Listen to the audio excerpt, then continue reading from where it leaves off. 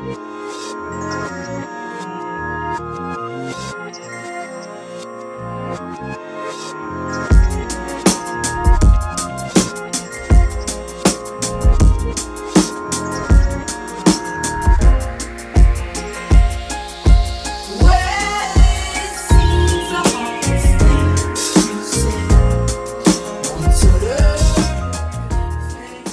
back to the Worthy Cause podcast. This is Preach Jacobs, and we are on the Arena Network, the pod where I talk to people in my house.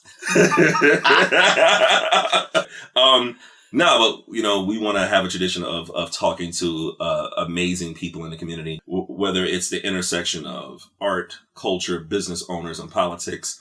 I believe there's connective tissue with all of that. My guest is a big part of this connective tissue in South Carolina. I'd like to think that I gave you that podcast bug.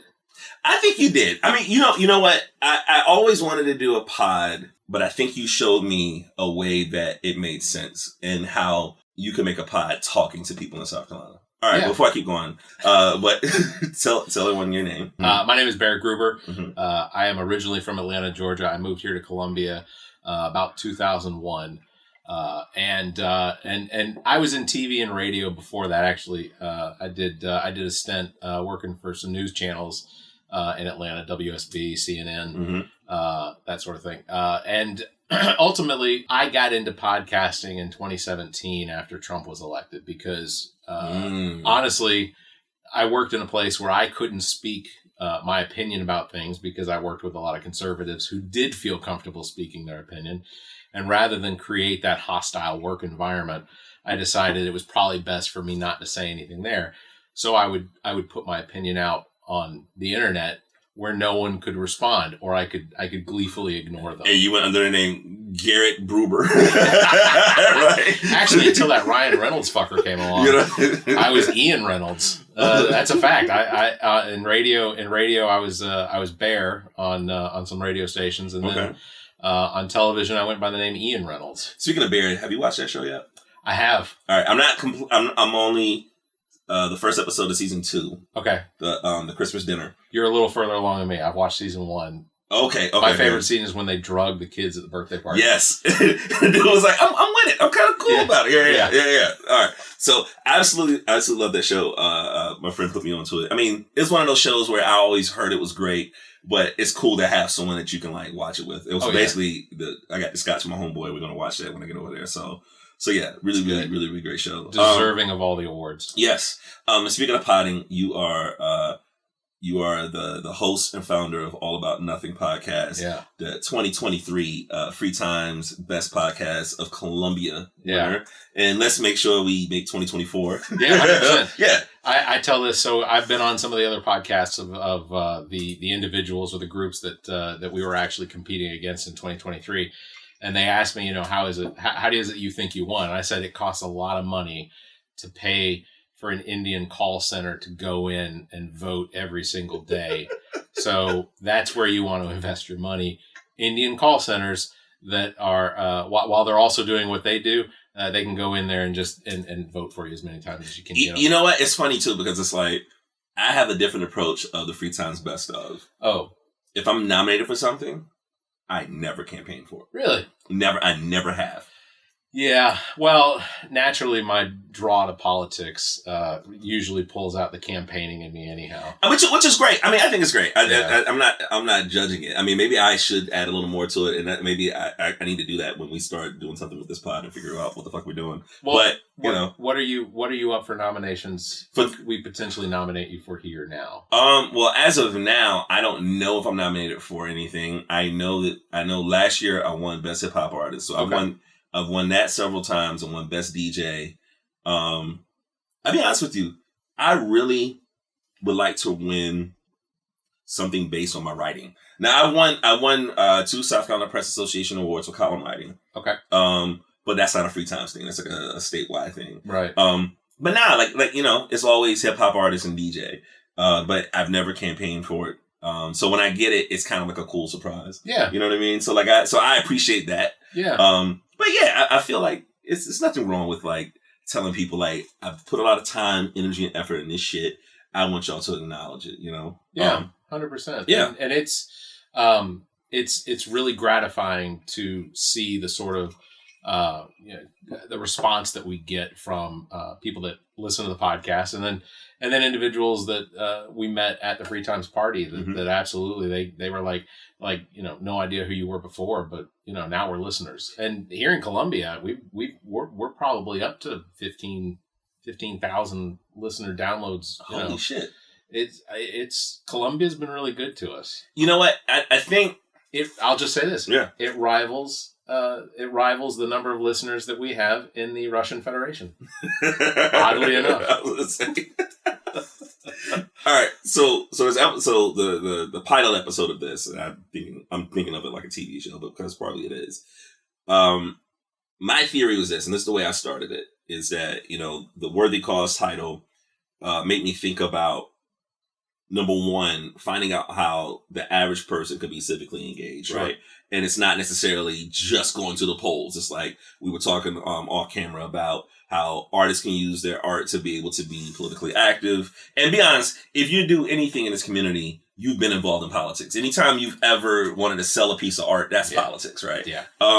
But this thesis that I think would be important to ask throughout the course of this podcast is, as a creative for me, and we've kind of gone the opposite direction where people in South Carolina, hip hop wise, they're always saying you should go to Atlanta. And you went from Atlanta to here. Sure. Right? As creatives, we're always told to get the fuck out of South Carolina. And so my approach to this is to make a decision to stay here is a revolutionary act. Yeah. And so one of the things that I have discussed with individuals that are running for campaigns right now for South Carolina, whether they be Democrat, Independent, Republican, whatever, depending on how their approach to how they campaign, one of the things that I try to encourage them and everyone that's around them that help is that change doesn't start at the top. Change starts at the bottom. And the only way to actually make an impact that is going to have a lasting effect is that change. You have to be that change, and then you have to promote that and build it going upwards, which, it can start as simple as just talking to your neighbors. And then from talking to your neighbors, you go to talking to potentially leaders in the community or things like that. But running a campaign, I'm currently the campaign manager for an individual out of York County named Matt Villardo.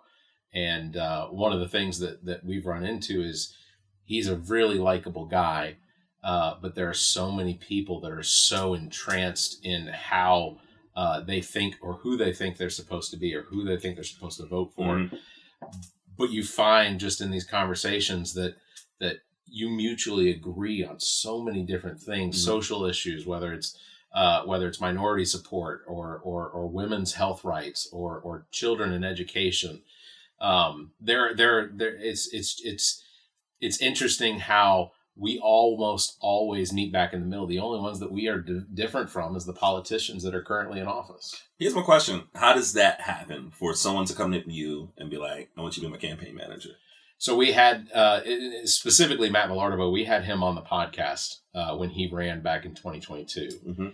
And quick interjection. Give us the elevator pitch of what technically it's called All About Nothing, but it's about so much more. So what's it about? So the All About Nothing podcast is basically a therapy session. It started out in 2017 when Trump was elected and not being able to voice my opinion. So I started just doing a monologue where I would basically put my voice out there, and it got a few listens. In 2020 during COVID, we picked up Zach and Trent. And when we got back into the studio to actually record, it became sort of an outlet for us to be able to discuss whether it's politics or sports. And so that's essentially what it is. The All About Nothing podcast, we've been I guess characterized sort of as a Seinfeld, a show about nothing, but it's always about something. Yeah. So that's essentially what we do is we discuss news, social issues, politics, and we give our honest opinion on everything that comes up. If it's politics, then or it's specific social issues like abortion.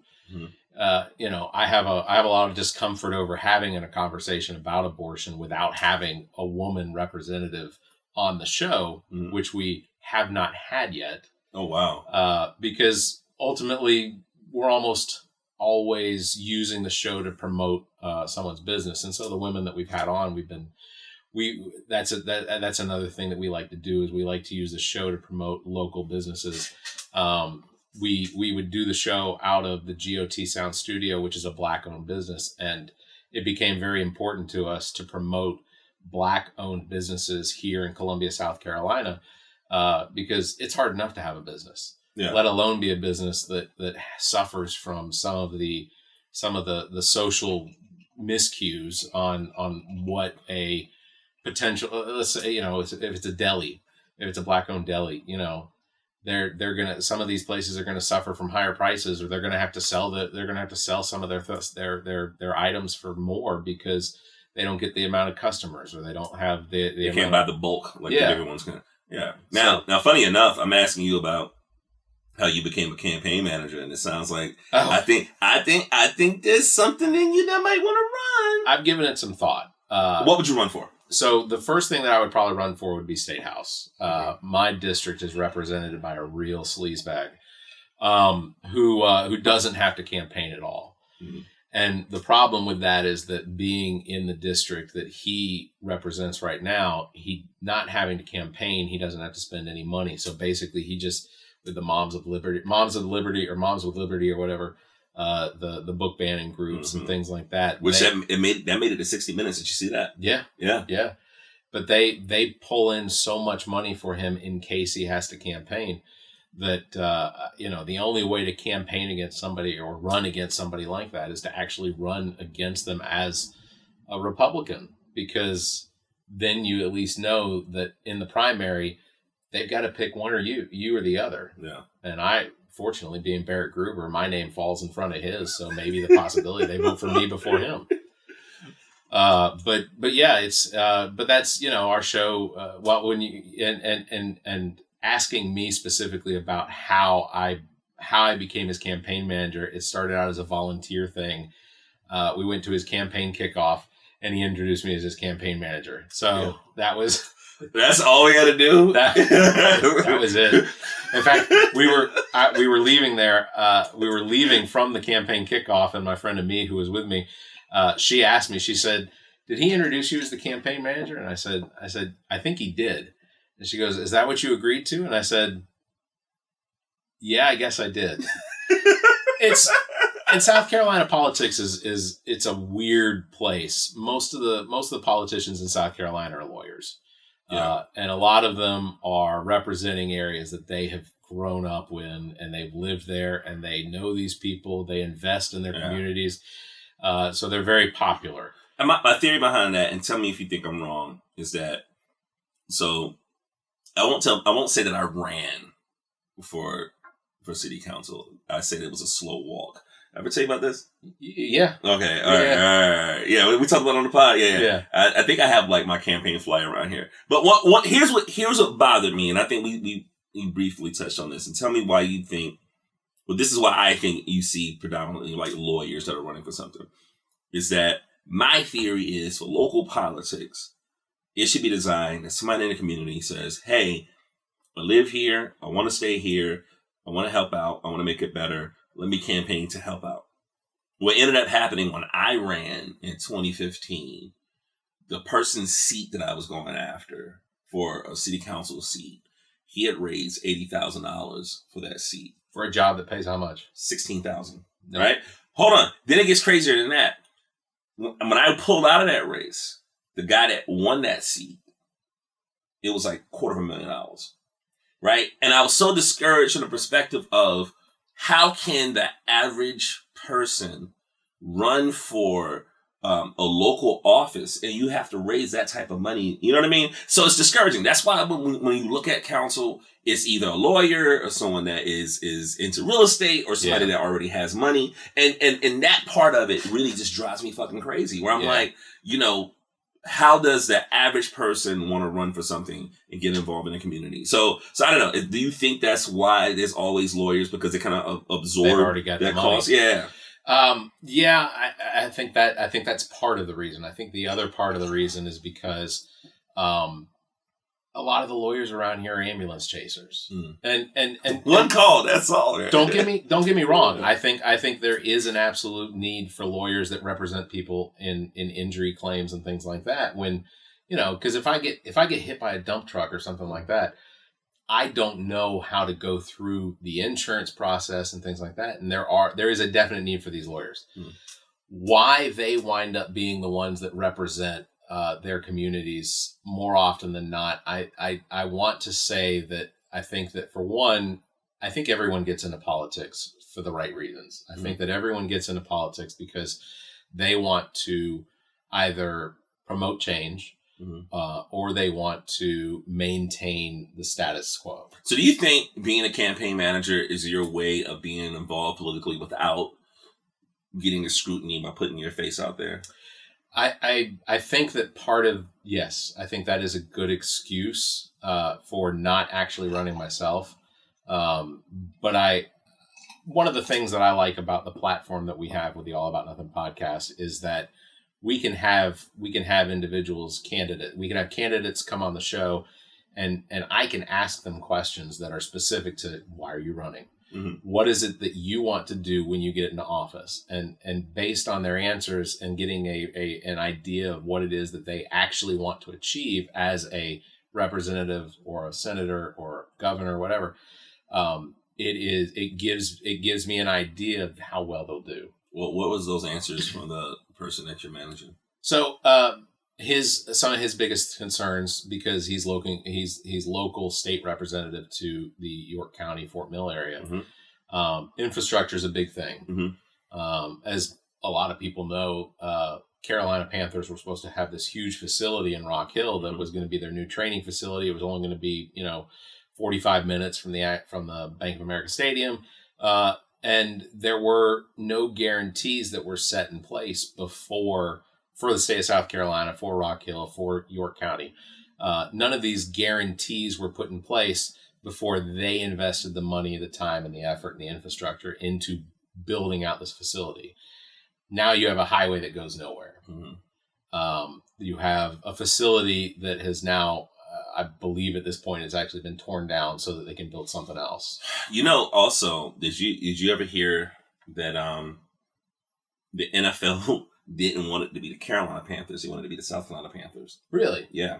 So if I'm not telling this incorrectly, I think they wanted the stadium to be where Sand Hills is in Columbia.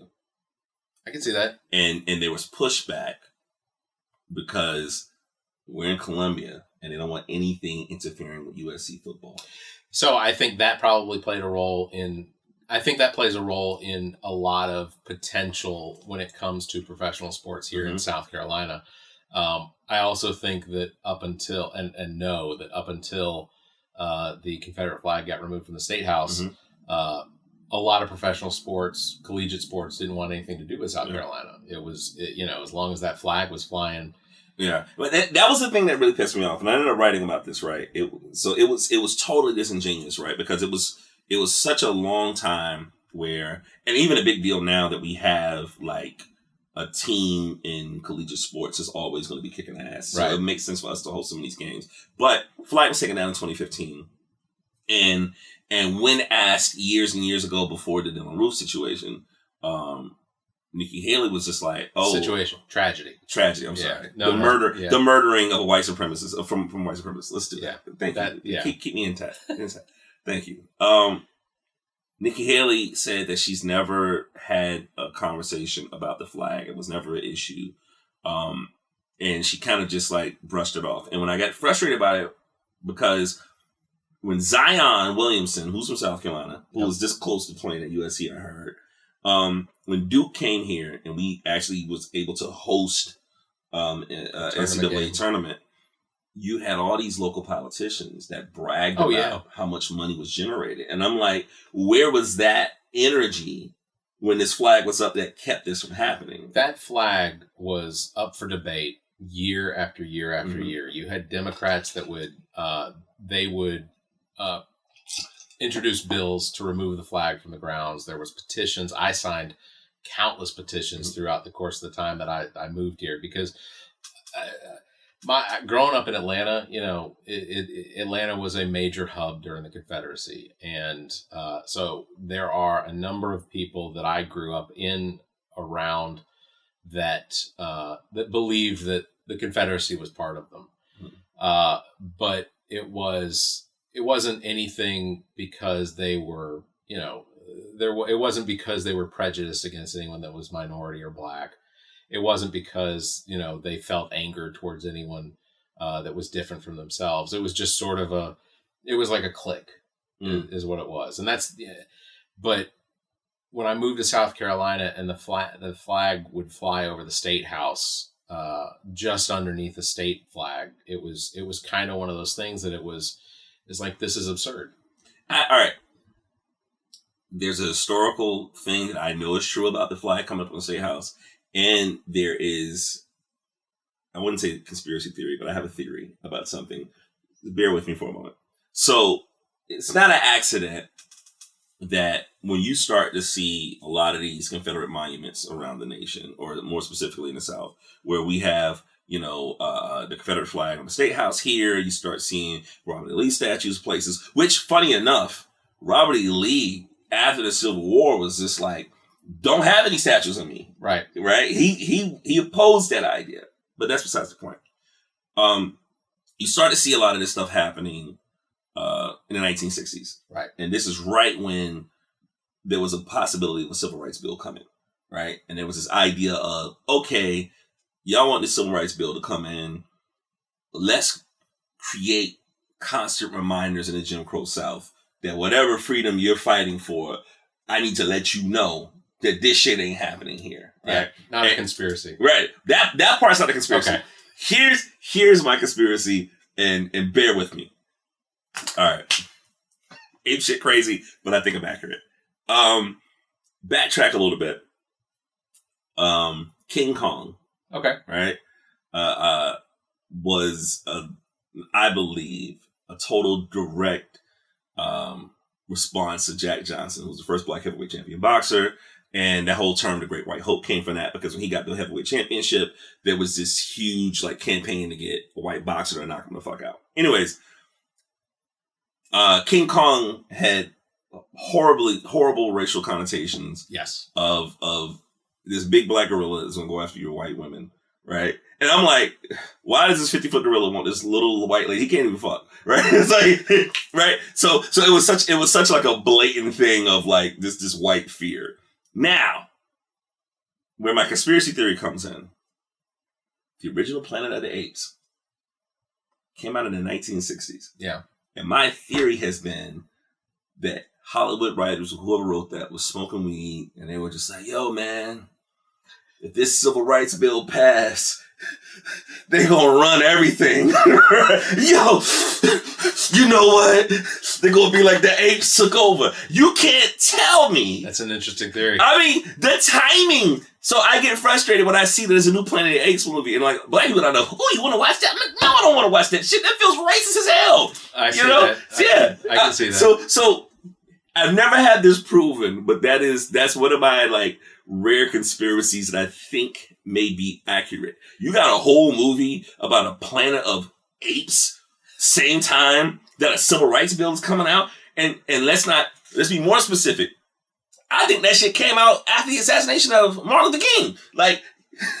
Hollywood should have been, hey man, we should hold off a bit on this. I'd have to check on the dates on that. I think it might have been 68. So right? I'll just say this. One of the reasons that I actually enjoy the Planet of the Apes movies isn't because of my racism. Your racism is third or fourth on the list. Yeah. Look, I say this all the time. Everyone's a little racist. Diet racist. It is 100%. Everyone has a little bit of racism. It's the prejudices that they have.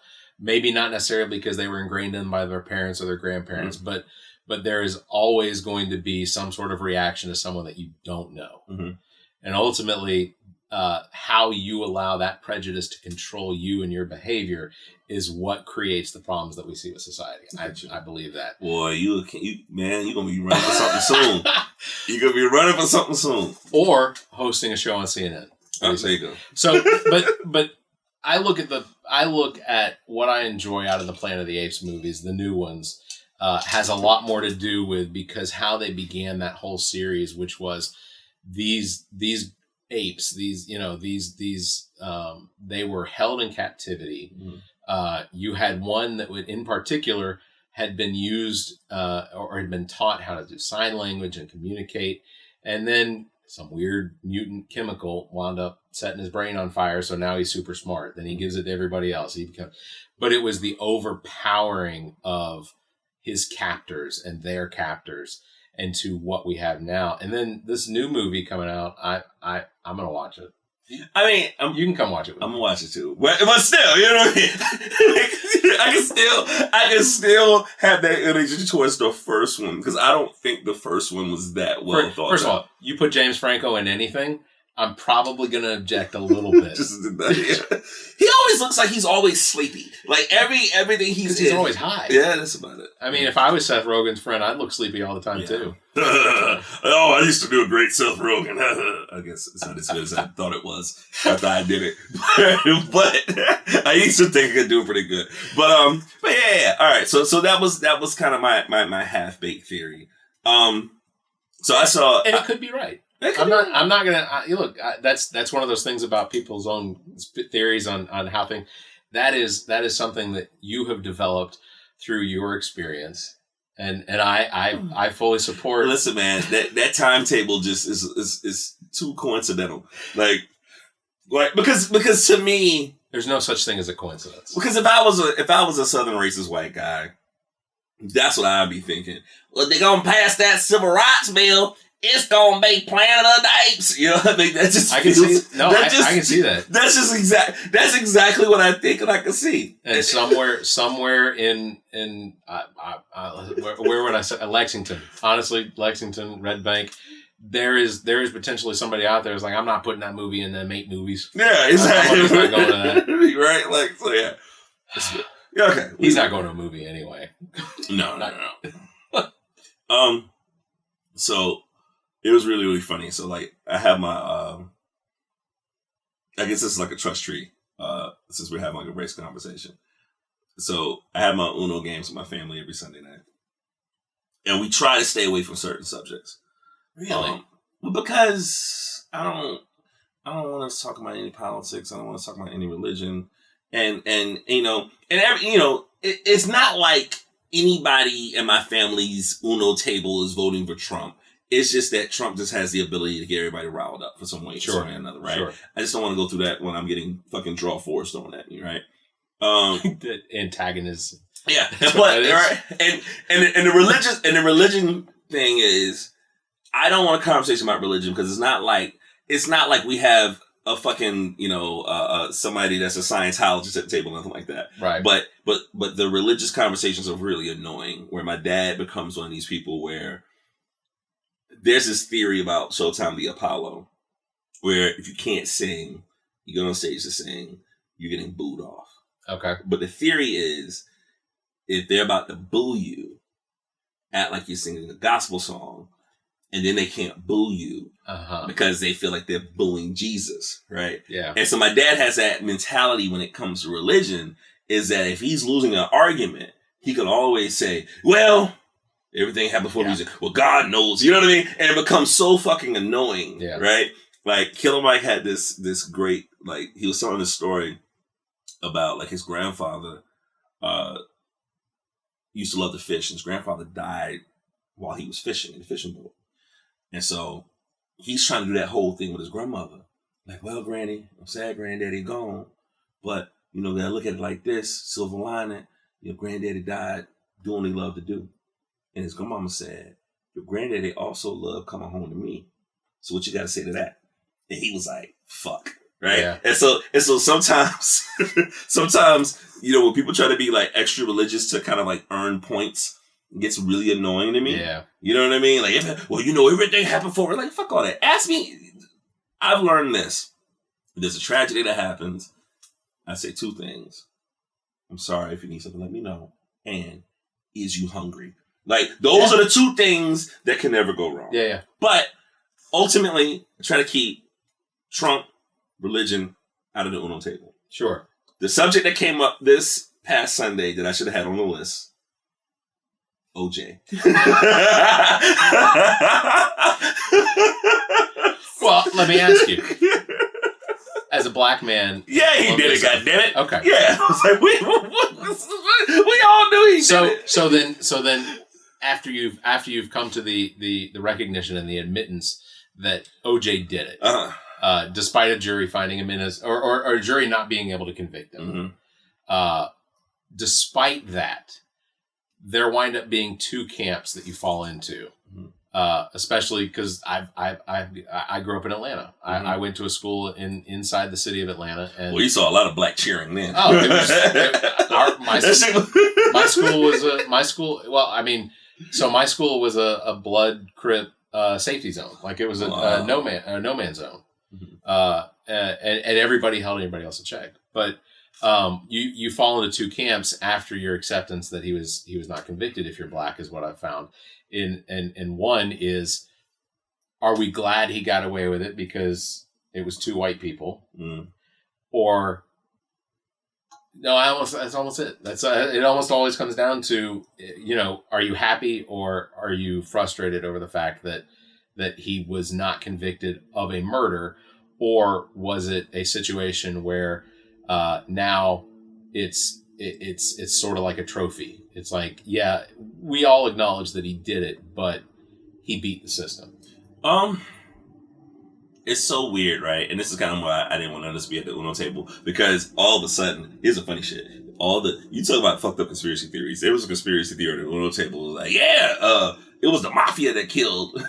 It was like, it was the most, and in my mind, I don't believe that they believe that stuff. I think that's how they try to make sense of not wanting to feel like they're terrible for cheering on OJ. Sure. Right? Sure. Right? Because if you acknowledge that he killed him, the cheer for it, this is acknowledging, oh, I'm supporting a murderer, right? I don't think, because I was so young when that happened. And so, like, I think my bigger thing is I want to be more careful about who I amplify as being a voice of the people. Right. Like, I give you an example. And I think this is a reflection of, like, black people are very, very supportive of people that are doing things that are amplifying the race, even if those people have never acknowledged us. I bring up Tiger Woods as you drink from my Masters cup. It's like, he lost. Yeah.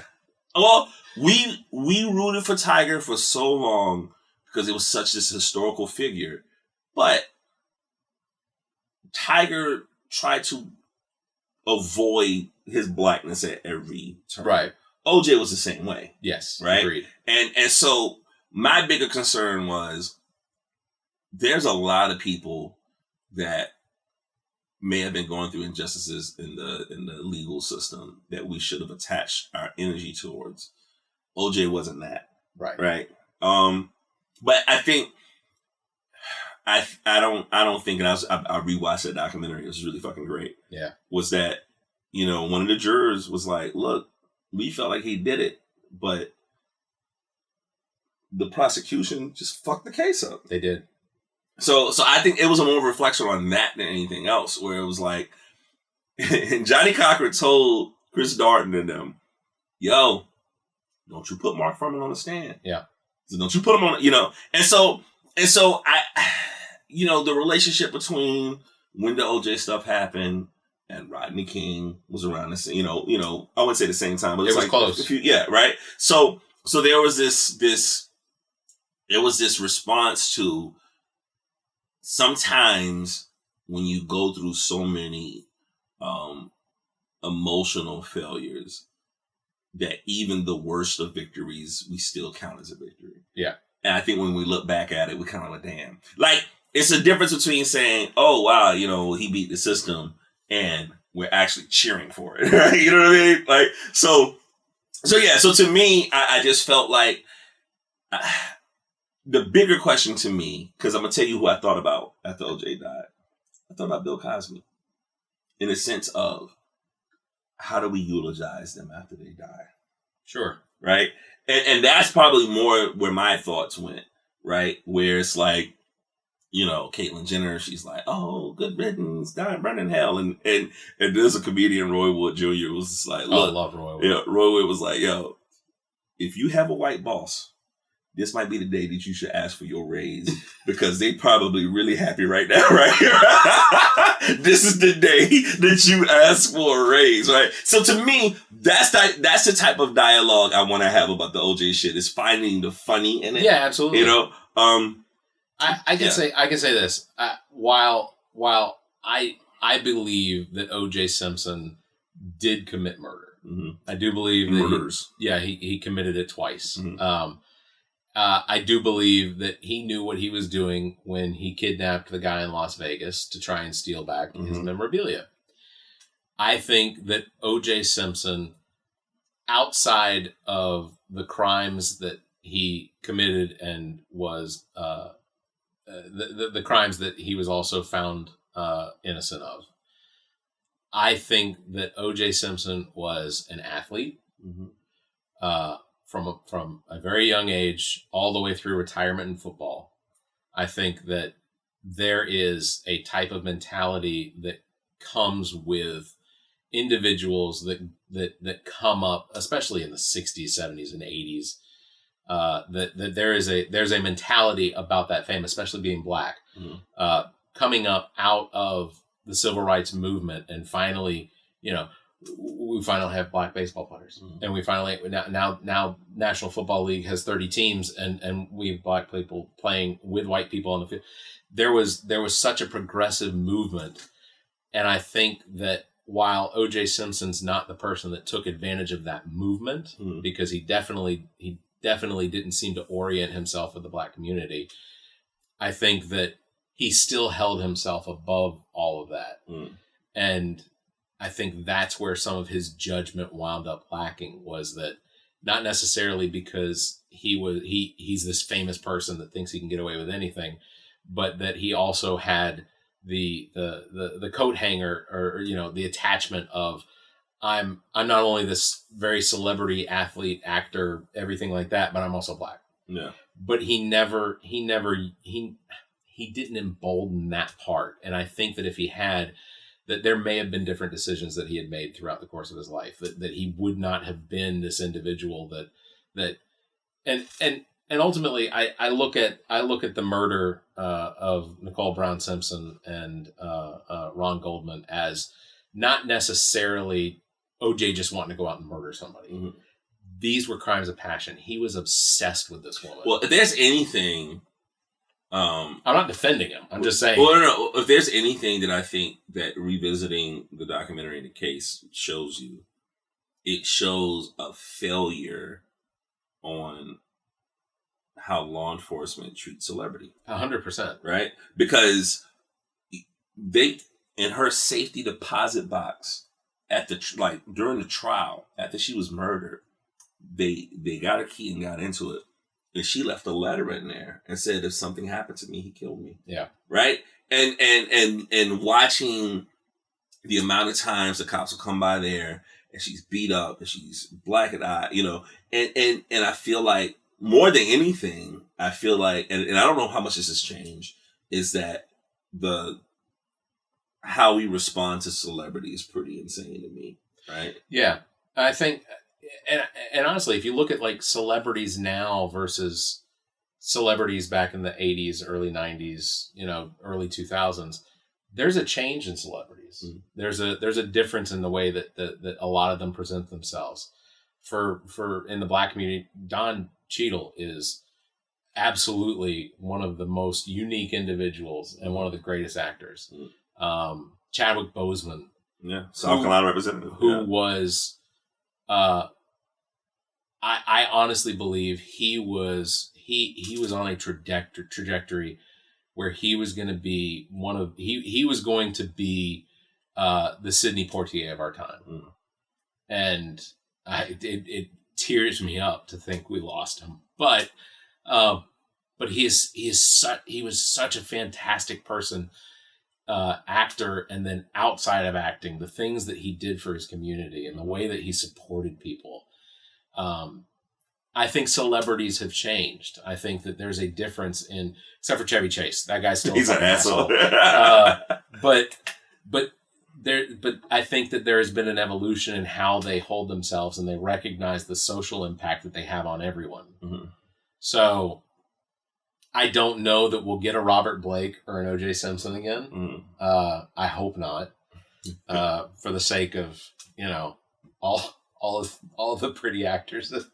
But, I guess that's just sort of the, like I think that there has been an evolution, and events like that have happened with Robert Blake, OJ Simpson, them having done these heinous acts, that our celebrities now look back and they say, no, that was nonsense. That we shouldn't have done that. And some of these celebrities, I feel like they kind of died their way out of the trouble, right? Like this, sure. They just died too early, where you're not going to deep dive on them. Like, as I imagine, if John Wayne lived a little bit longer, there might be some shit that came out. Or, I saw Clint Eastwood, 93 years old, walking around. Like, Clint literally has a slew of kids that he don't even claim. Seriously? Yeah. I didn't know that. Clint was fucking, like, and he got a bunch of kids. He just said, fuck them. Like, fuck these kids. Like historically, a deadbeat dad. And I guess Kyle Eastwood looked so much like him that he couldn't deny him. Yeah. But apparently Clint was like gangster as fuck, like just an asshole. Like, he just get away with it, His bullets always worked. Right? Yeah. Well, I mean, you mentioned Bill Cosby, and that the Bill Cosby situation is one that ultimately is tragedy. The Bill Cosby tragedy is because I grew up with Bill Cosby. Mm-hmm. I mean, whether it was the Cosby Show or his specials or his, the game shows he hosted. Yeah. Those were static. Those were always. Are you able to separate the art from the artist? 100%. Okay. I look at Kanye West as an individual who is nuts. Mm-hmm. And that's not fair.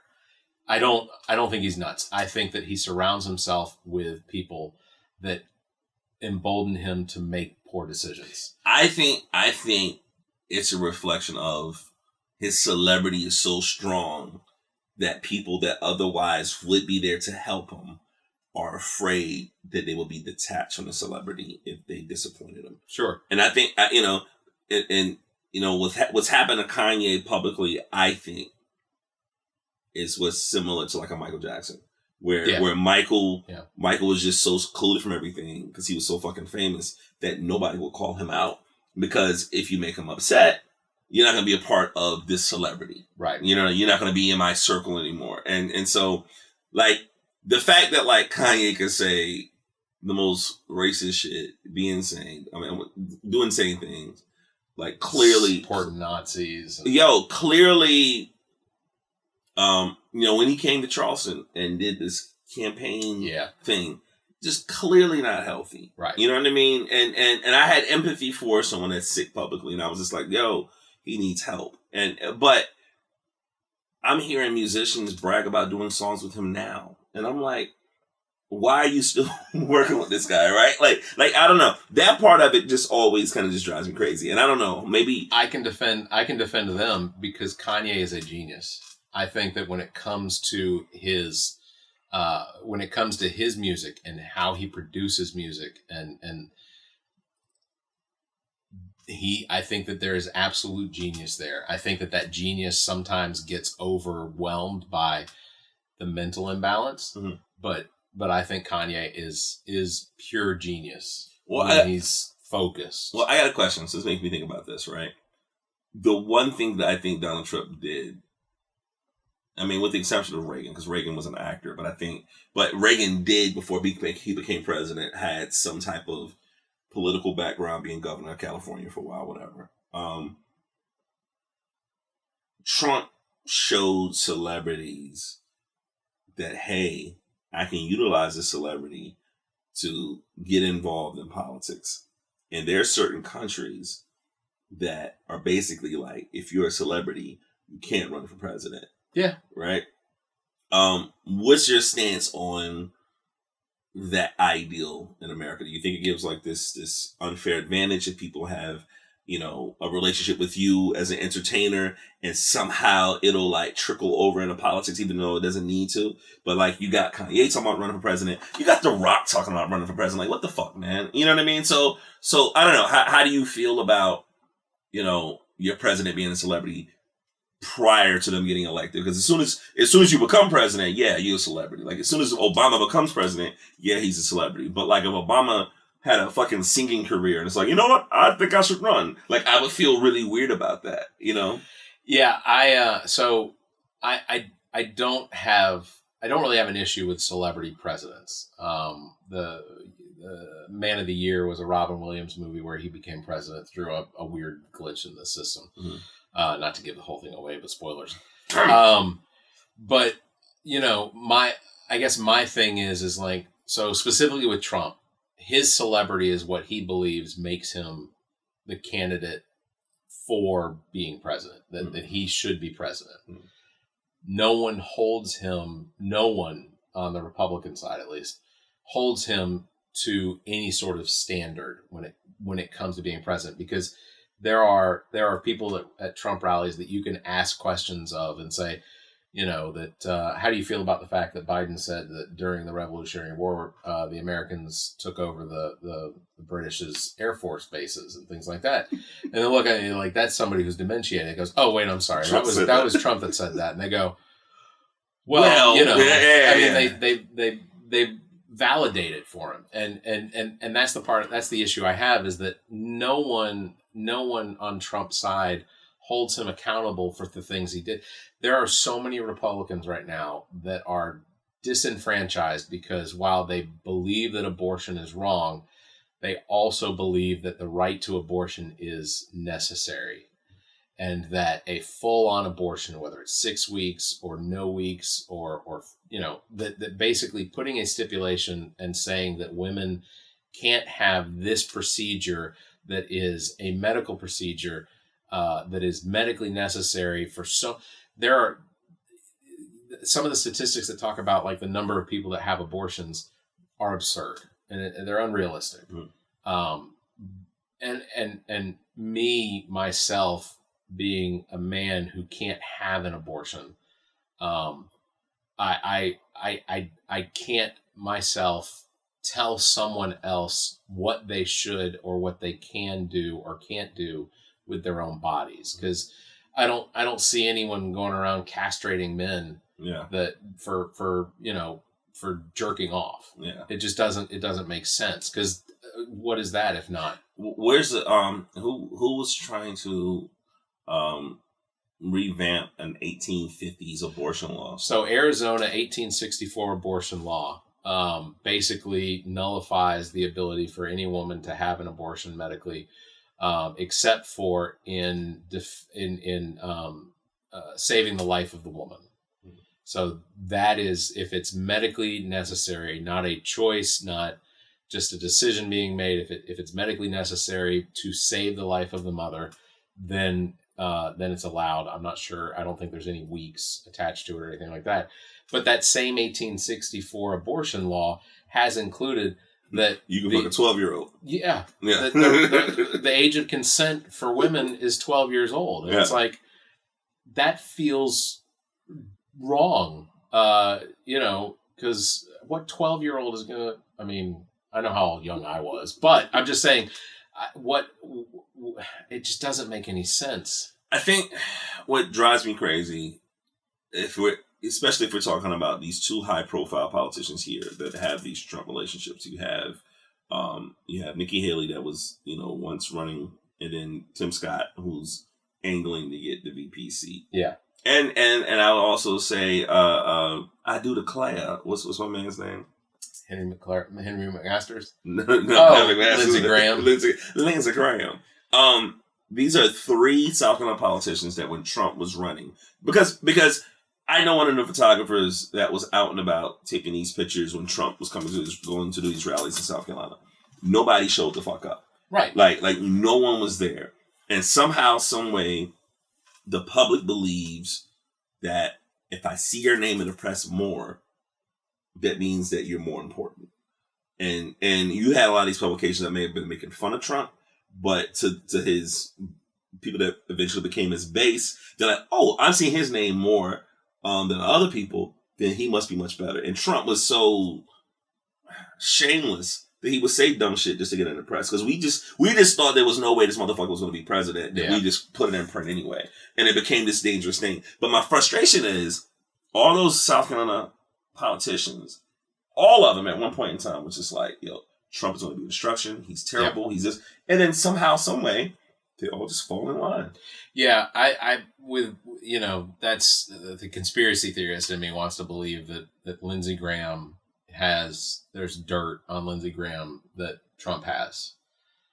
Or that Lindsey Graham just really loves playing golf at Donald Trump's resorts. I think these Republicans are listen, man, you ever hear a gang member talk about gang first? Or if you watch The Sopranos, yeah, sure. And The Sopranos, when they doing their shit to get made, like one of the phrases they use, I'm kind of like paraphrasing. It's like, yo, your made family comes before your real family. Yeah.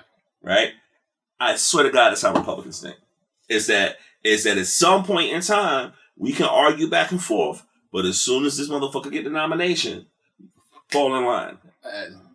Vice President Mike Pence did an interview just recently where he was asked the hard questions about, you know, specifically related to January 6th. And he admitted that he recognized that, basically, paraphrasing, but that Donald Trump had sent a hit squad basically to come and kill him.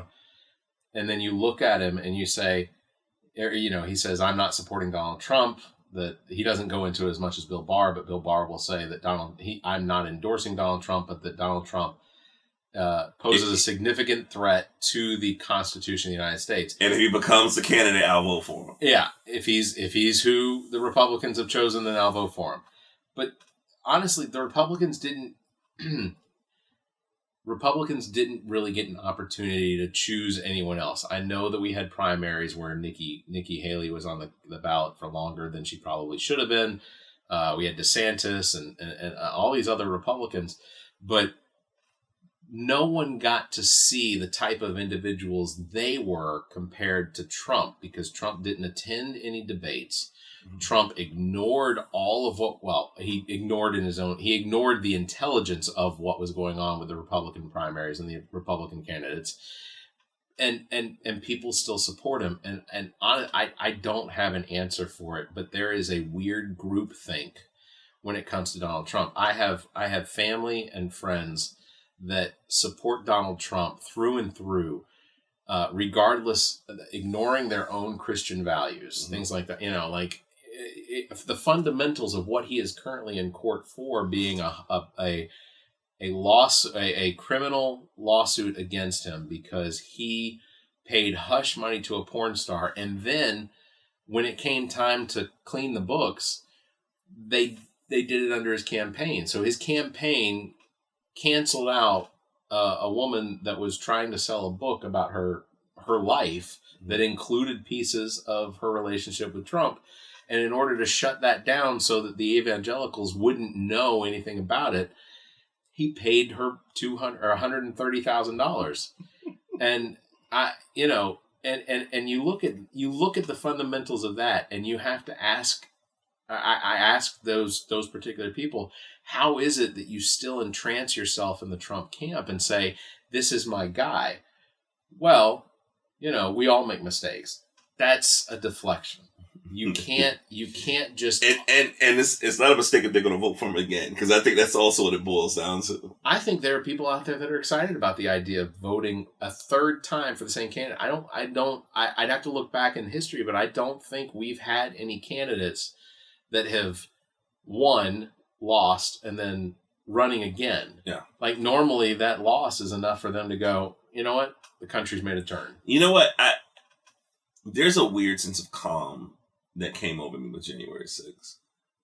In the sense of, I'm watching it, it's absolute chaos. Yeah. And I think that it felt like all the stuff that black people were saying about a Trump presidency just kind of came like full circle. And we were like, we told you, right? And so there's this weird thing where I think that black philosophical folks, like, Ta-Nehisi Coates, I remember when he was on Colbert, and this might have been like during the time after George Floyd, and Colbert was kind of asking him like these questions to kind of give like, you must have some inspirational quote, like, black philosophical people, we'll pull a James Baldwin quote out of our ass, right? You're like, oh man, the fire next time. Like we'll do that shit like all day long. And like, I remember Colbert was like, do you have any optimism or anything to say, whatever? And he was like, nah, that's not my responsibility. Right. Yeah. And it was, and the look on Colbert's face, he was just so heartbroken. And when I look at November, Colbert's always looking for that Emmy. Another South Carolinian, come be on the pod next. But the look on his face, it's like I feel that similar energy, where I'm like, how hopeful are you for November? I want to say that I'm very hopeful, but I think the only thing that's really going to... So, first of all, the Republicans are broke. There's virtually no money. The Republican National Committee has had to move so much money to the Trump defense for his lawsuits, paying lawyers because they couldn't find lawyers to defend him in court. And ultimately, I think that one of the things that led to Biden's victory in 2020 was because they ran out of money then too. Mm-hmm. They literally had to pull ads. They had to close their minority outreach offices for the Trump campaign. They've already had to do that. They had to do that in August, September in 2020. They've done that in April this year. Mm-hmm. There is virtually, and I think there are Republicans that are beginning to come around to the idea, or have already accepted it, that they are going to continue to push Trump as hard as they can, just in case. Mm. But the reality has already set in that the likelihood of a Trump victory is becoming less and less. We see the poll numbers are beginning to move towards Biden. You think it's because of they're not having enough money to push him, or it's because Trump is so busy with these lawsuits he can't campaign like he wants to? They were supposed to have a rally over the weekend that got canceled because they didn't have the money, because the money's being asked for up front. Now, what if he beats these fucking cases? You think that would just get these people just to vote for him because he seems like he's invincible? It's an interesting scenario because he is Teflon Don, or he has always been Teflon Don. But I think that what we're going to see is, out of all of the cases, this is the weakest. Mm-hmm. And the reason I say it's the weakest is because what it could wind up coming down to is just mismanagement of business records. The same thing they were found liable in New York for the Trump businesses. And ultimately, how heavy does a conviction for mismanagement of your business go?